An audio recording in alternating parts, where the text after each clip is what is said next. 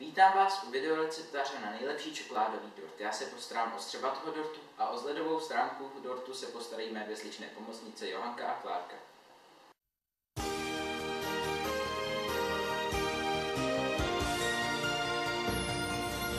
Na 12 porcí čokoládového dortu budeme potřebovat 200 g hladké mouky, 200 g cukru krupice, lžičku kypřícího prášku, půl lžičky jedlé sody, 40 g kakaa, 180 g másla, 2 velká vejce a 150 ml zakysané smetany. Předehřejeme si troubu na 180 stupňů. Ingredience na základní těsto si připravíme a smícháme je do mísy. Těsto prohněteme tak, aby tam nebyly žádné hrudky. Máslo jsme si předehřáli, aby se nám těsto lépe hnětlo. Začneme cukrem, hladkou moukou,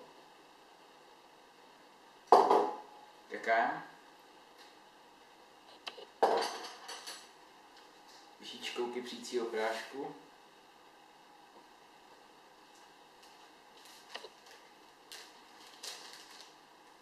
a půl lžičkou jedlé sody.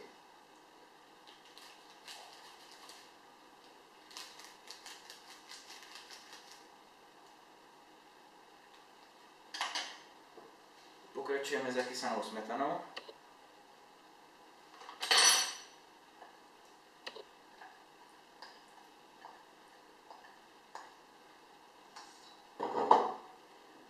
Dvouma vajíčkama a máslem.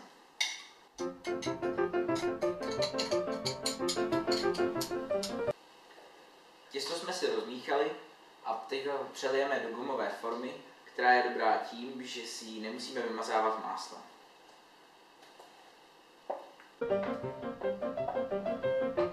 Těsto jsme si rovnoměrně rozetřeli do formy a teď ho dáme do trouby.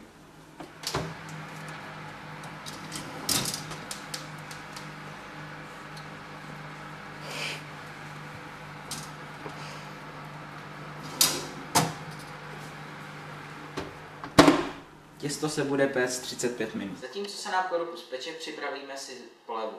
Na polevu potřebujeme 80 g roztátého másla, 200 g hořké čokolády, 300 g moučkového cukru a 125 ml zakysané smetany. Připravíme si vodní lázeň, do které dáme čokoládu a máslo. Počkáme, než se všechno roztáhne. Si přesijeme, aby v něm nebyly žádné hrudky.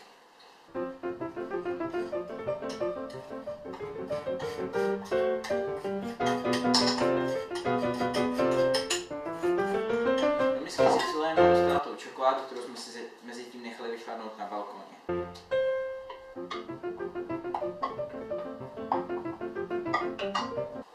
V případě ji můžeme vyškrábnout stěrkou.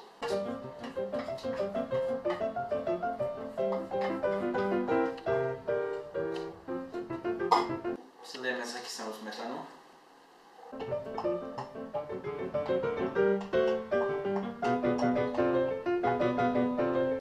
A jako poslední přidáme 300 g přesytého cukru.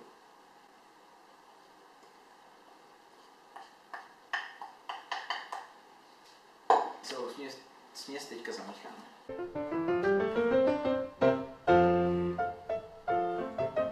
Provedeme zkoušku, jestli je těsto hotové. Tento trik mě naučila moje babička.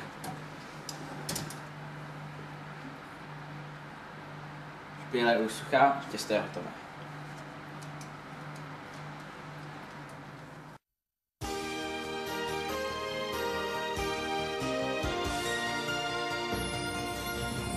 Na ozdobení dortu si nakrájíme pár jahod.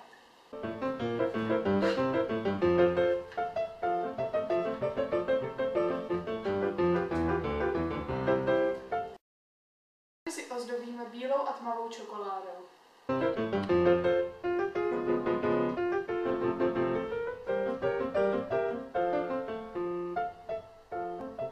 Teď pomocí čokolády vytvoříme malé ozdoby.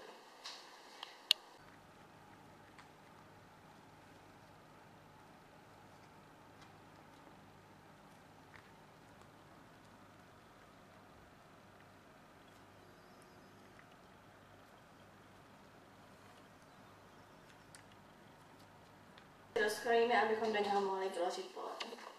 Polevu jsme si nechali vychladit v ledničce, rozdělíme ji na třetiny a tu první třetinu rozmaženeme na spodní část korpusu.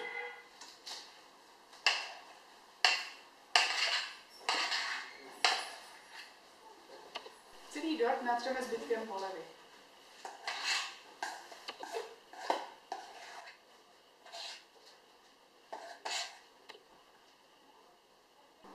Teď si strany dortu ozdobíme. A nakonec si to zdobíme dort jahodami s čokoládou. A ozdobami, které jsme si připravili.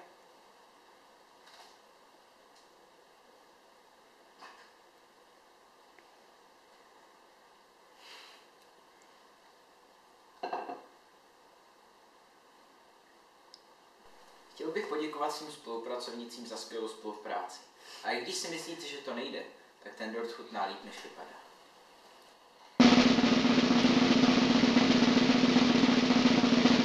Opravdu ještě lepší, než to vypadá.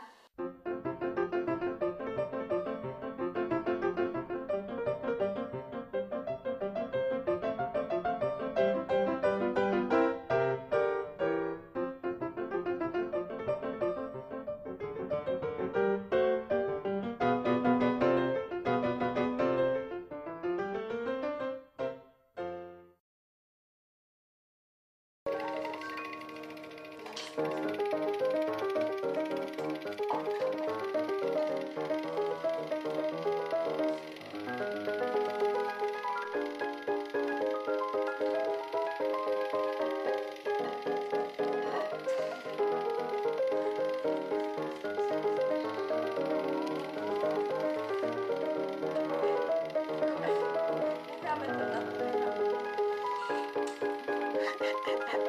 Začneme jíst. To se nemělo dělat. To se nedá. Vůbec nesype. Jako kdybych byla hloupá a nedostavovala bych porty, bych možná dělala cukrářku.